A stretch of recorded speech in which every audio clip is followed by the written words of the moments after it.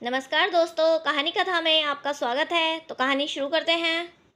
क्या मम्मी, आजकल घर इतना फैला रहता, आप ध्यान नहीं रखती? बेटे जलज ने सुनीति से शिकायत की। सुनते ही पति कमल भी चालू हो गए। तुम्हारी माँ आपको सहेलियों किट्टी से फुर्सत मिले तब ना ध्यान देगी। उधर सासू माँ भी कहाँ पीछे रहने वाली। आजकल की बहुओं के नखरे भी ज़्यादा हैं। सारा दिन घर में आराम से रहती हैं, फिर भी कोई काम सलीके से नहीं होता। कभी दूध बह जाता तो कभी सब्जी जल जाती। न जाने ध्यान किधर रहता है। जब देखो मोबाइल में गिटर पिटर करती रहती है। उफ, बस करो सब लोग। नहीं बनाना है मुझे सुघड़ बहू। माँ या पत्नी, मैं जैसी हूँ वैसी ही रहूँगी। अपने को सबके अनुरूप बदलते कई साल हो गए। आज तक मैं बदलने की प्रक्रिया से ही गुजर रही हूँ। कभी तो खत्म हो ये। सुनीति जोर से चिल्ला पड़ी। हमेशा की शांत और चुपचाप कड़वे बोल को निगलने वाली आज अचानक विस्फोट मुद्रा में हो आ गई।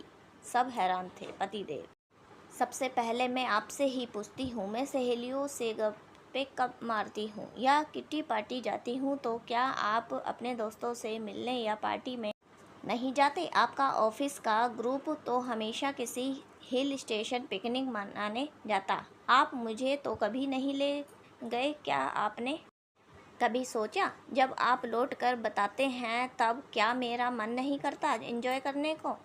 आपके पीछे में मुझे क्या परेशानी हुई, आपने जानने की कभी कोशिश की? सुनीति की बात सुन कमल चुप हो गए।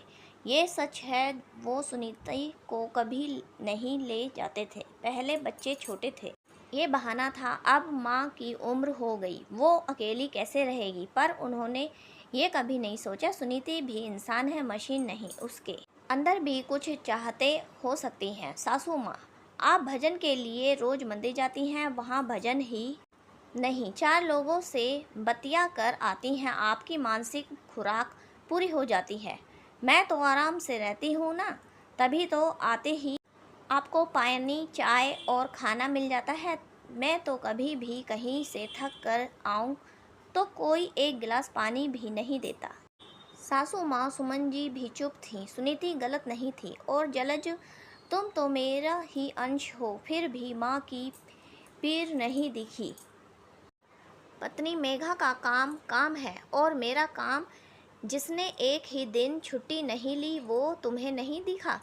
तुम और तुम्हारी पत्नी मेघा सुबह आराम से उठते हो, ऑफिस जाते समय टिफिन ले जाते हो। आराम से नहीं बनता है, रोज सब्जी लानी पड़ती है। रसोई की ज़रूरतों पर चौकस नज़र रखनी पड़ती, कहीं अचानक कोई चीज़ ख़त्म ना हो जाए। रोज़ तुम्हारे कपड़े प्रेस किए हुए तुम्हें ऐसे ही नहीं मिलते। जब तुम लोग सोते रहते तब काम वाली के लिए दरवाज़ा मैं ही खोलती हूँ। मेरा मन भी करता है किसी दिन मैं भी आराम से नींद पूरी करूँ। सुनीति की शिकायत सुन सासू माँ बोल पड़ी। अच्छा, तो तुम अब मेघा बहू की बराबरी कर रही हो? बोलने दो माँ, ये वो शिकायतें हैं जो कभी कही नहीं गई, आज निकल रही तो कहने दो। कमल जी ने अपनी माँ को टोका। नहीं माँ, मैं मेघा से कैसे बराबरी कर सकती हूँ? वो बच्ची है। मैं काम की बराबरी की बात कर रही हूँ। क्या जो बाहर जाकर काम करके पैसे लाते हैं सिर्फ वही काम करते हैं? घर में रह बिना पैसे के असंख्य काम करने वाली गृहिणी के काम की कोई कीमत नहीं? बस यही जानना और बताना चाह रही थी। कह सुनीति उठने लगी। माँ, सबसे ज़्यादा काम तो गृहिणी ही करती है। आपकी वजह से हम निश्चित होकर काम पर जा पाते हैं और आपके कामों की कीमत कोई कैसे लगा सकता है? वो तो बेशकीमती होता है। सॉरी माँ, मैं इस होकर आपकी तकलीफ़ नहीं समझी। मेघा ने सुनीति का हाथ पकड़ते कहा। मेघा सही कह रही माँ, आपने इस नालायक बेटे को भी माफ़ कर दो। जलज ने कान पकड़ते हुए कहा। अच्छा, बीवी का समझाना इतनी जल्दी समझ में आ गया? जलज के कान खींचती हुई सुनीति बोली। अरे माँ, क्या करती हो? मेरी बीवी के सामने मेरा कान खींचती हो? कल बच्चों के सामने खींचोगी। नाटकीय अंदाज में जलज बोला। सब खिलखिलाकर हंस पड़े और घर की दरो दीवार प्यार की खुशबू से महक उठा। दोस्तों, आपकी क्या राय है? क्या जो बाहर जाकर काम करते हैं वही काम करते हैं? एक गृहिणी के काम को क्यों कमतर आंका जाता है? क्यों उसको अपने मन की बात या अपनी ख्वाहिशें दबानी पड़ती हैं? क्या उसको शिकायत का अधिकार नहीं है? आखिर क्यों?